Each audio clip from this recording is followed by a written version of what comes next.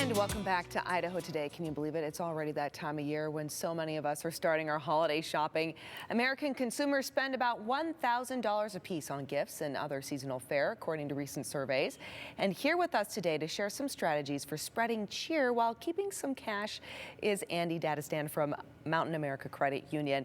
I really like the idea of keeping some cash while we're spreading cheer, right? Yes, absolutely. And I think we're all feeling too a little bit of that pressure because things just seem to be a little bit more expensive this year than usual. Yeah, money's a little tighter this year than normal, right? Most certainly. Okay, so help us out, Andy. What can we do to save a little more money this year? You know, it starts with planning, understanding who and what gifts you need to buy this year. We always recommend writing out a list of the people, the coworkers, the parties, the charities that you're going to be buying for and listing the budget that you want to have for those. By doing that, you'll be able to kind of list the items you're going to buy and know the full amount that you're going to spend on those items. That way you're not surprised by the amount of money or what needs to come out of your pocket. I really like that idea too, especially with keeping the list, because I feel whenever I list something, it keeps me in check, yes. Literally, because I think it's really easy for you to go out when you start shopping and then you're like, oh, this is cute, I'll get that.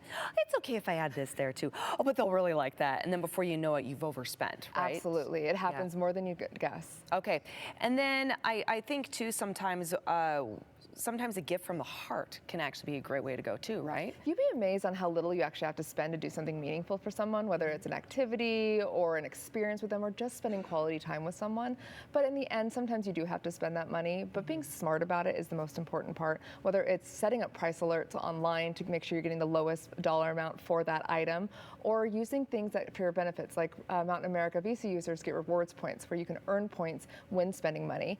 Or we have our MyStyle that has discount codes that you can go and for travel or purchases at stores or amusement parks. That way you're spending just a little less money on the items you have to buy. Ooh, and that all adds up too, by the way. It does. You know, I love those discounts. Yes, they become big numbers. They do become big numbers. And then you had mentioned reward points. So yes. Tell us a little more about that. Yeah, you know, right now Mountain America has triple rewards points through December 31st, but rewards points is a great way to get things back for when you're spending your money. Mm-hmm. You can get things like gift cards, airline tickets, gifts for those purchases for Christmas.